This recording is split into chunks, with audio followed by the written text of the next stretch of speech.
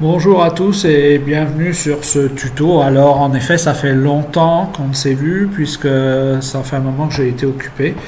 Alors j'explique un peu. Pour moi je me suis consacré à l'article 9 du Code civil, protéger le droit au respect de la vie privée incluant les informations de santé et leur divulgation. Autrement dit, un malade a le droit de choisir sa communication ou sa non-communication. Moi, j'avais choisi ma non volontairement et je suis passé par une association pour ça, pour le faire dans les règles de l'art. Et ce qui fait qu'aujourd'hui, j'ai rendu ce service-là à l'association par d'autres services. C'est normal. J'estime que quand on utilise des systèmes qui fonctionnent bien, et à un moment donné, il faut le retour. Donc, j'ai lâché un peu mes tutos pour aller me consacrer aussi à une association qui m'a rendu service. Donc voilà, aujourd'hui j'arrive, je retourne sur FreeCAD et je vois une évolution majeure. Donc comme d'habitude, je vais vous expliquer comment installer la nouvelle version, mais pas l'installer de manière définitive.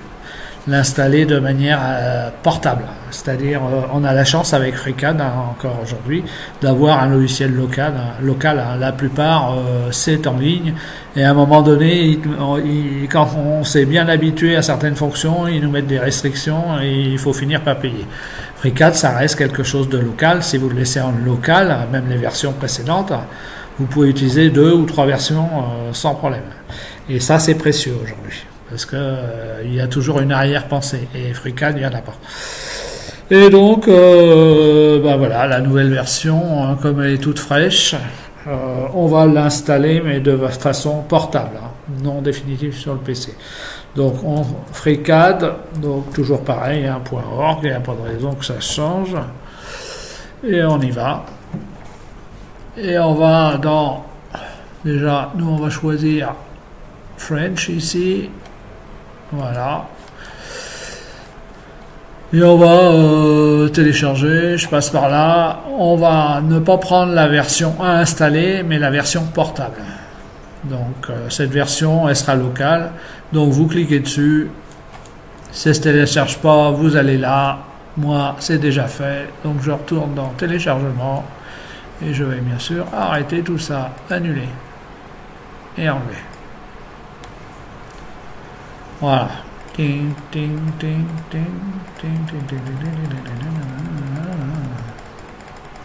pas tout ce que c'est que ça, mais peu importe. Nous, on va passer dans mes dossiers, téléchargement, et je vais copier. Donc on est sur du compressé, mais c'est pas grave, on va le copier comme ça, et on laisse l'original dans télécharger. Comme ça, si on fait une bêtise, pas de problème. Dans mes documents, on va aller coller. Naturellement, vous avez WinZip, WinRAR ou 7 comme moi, et on y va et on fait extraire les fichiers, extraire ici. Donc on va laisser extraire.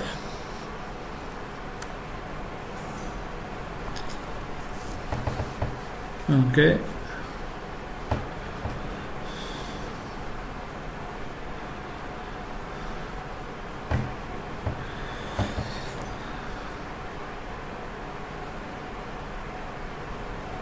Voilà.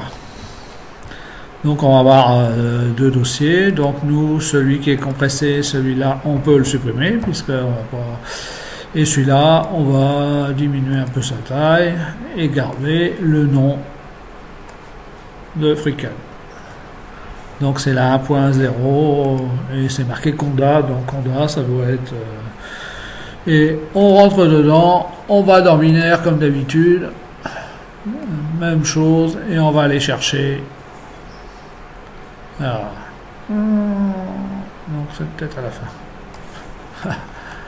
Aurais-tu changé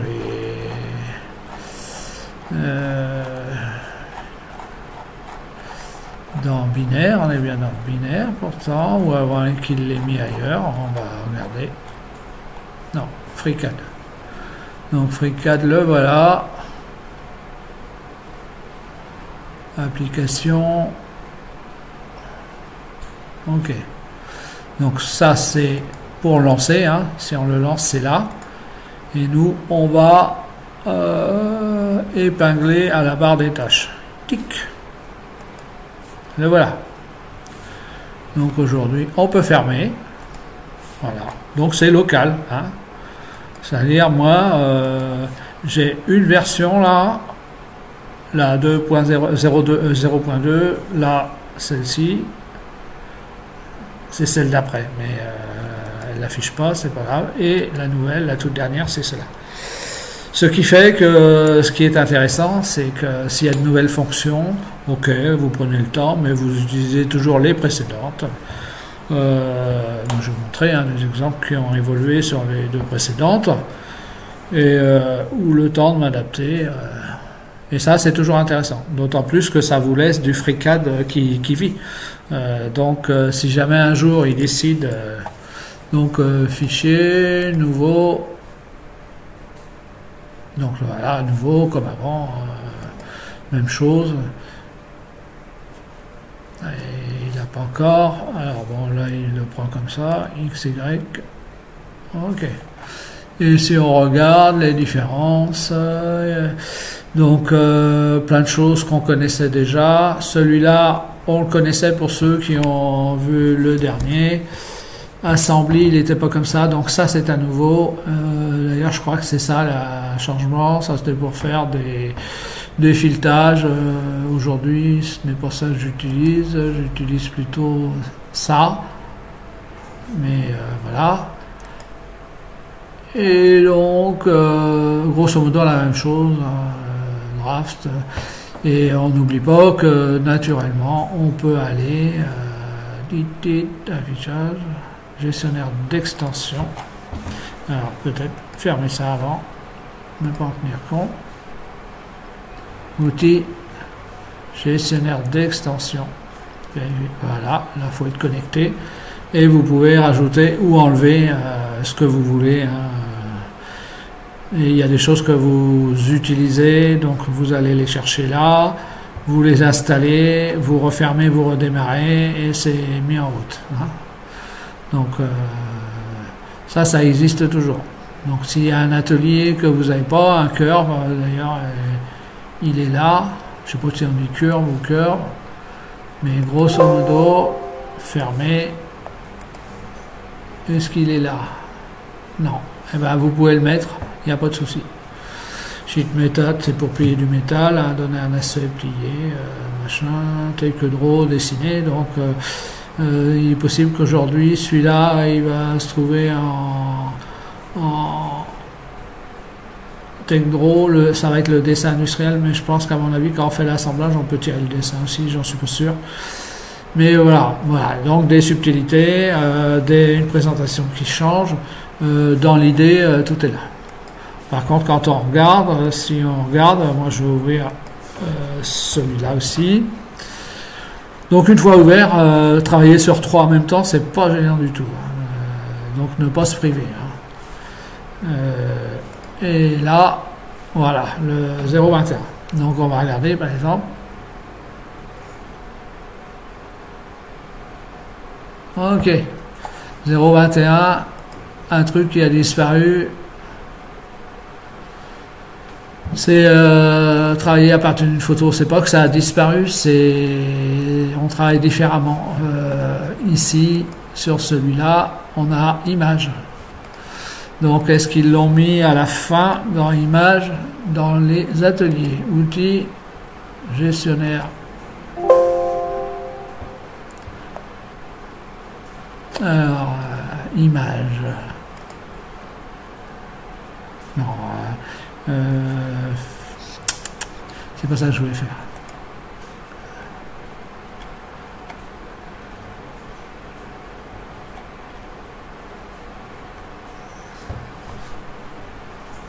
Non, ils l'ont pas remis. Ça veut dire que ici, si on travaille avec de l'image, c'est différent. Et alors que vous étiez habitué avec l'autre. Alors, l'autre, c'est... Ah, j'en ai qu'un d'ouvert là. Donc là, j'ai pas image, donc c'est le 21, et donc c'est celui-là que j'ai dû fermer.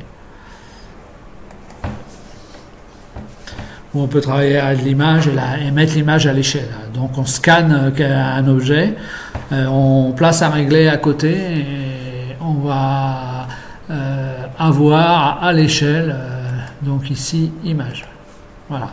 L'atelier image, on va chercher une image qu'on a scannée.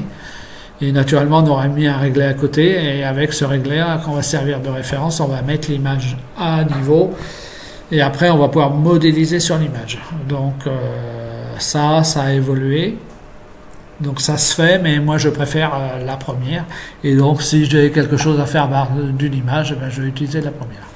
Mais grosso modo, vous voyez, les trois sont compatibles à condition de ne pas les fermer, de bien penser qu'il y a 21, 0,20 et aujourd'hui il y a la 1 qui a des surprises naturellement.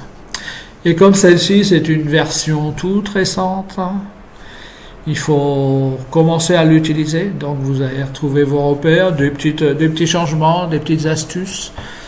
Et vous allez vous habituer certainement puisque ce sont des évolutions, mais ça vous permet de ne pas arrêter de travailler parce que vous n'avez plus les versions précédentes et de vous consacrer à l'apprentissage. Non.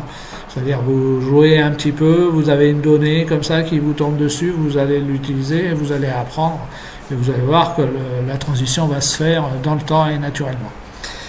Et en plus, le fait d'en avoir 3 en local, c'est toujours très pratique parce que FreeCAD pour l'instant est en local. Le restera-t-il?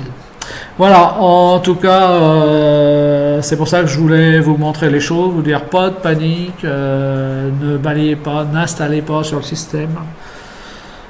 Continuez à installer toutes les versions suivantes sans les installer sur le système. Quand vous arrivez à 5, vous enlevez les plus anciennes gentiment, mais faut continuer à bosser en fait.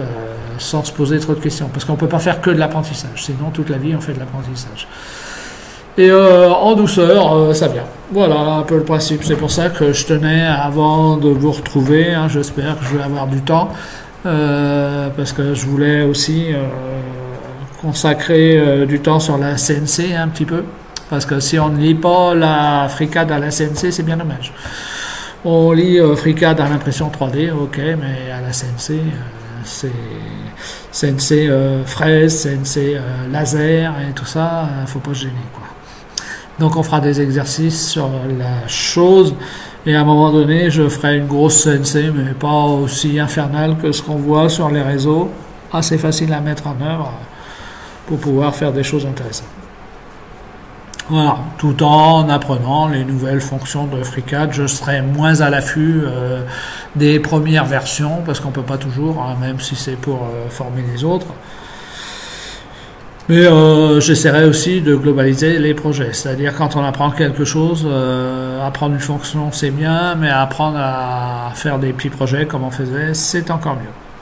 En tout cas, je vous remercie et bonne continuation sur ce FreeCAD 1.0, voilà, qui commence à faire parler de lui, parce que ça fait toujours parler, parce qu'on l'appelle la version stable, mais il reste encore des choses qui remontent et qui sont modifiées au fur et à mesure. Donc ça c'est normal, c'est la vie normale, même si c'est pas la version bêta, c'est la vie normale des choses. Donc je vous souhaite une bonne continuation. Et vous dis à la prochaine. Merci.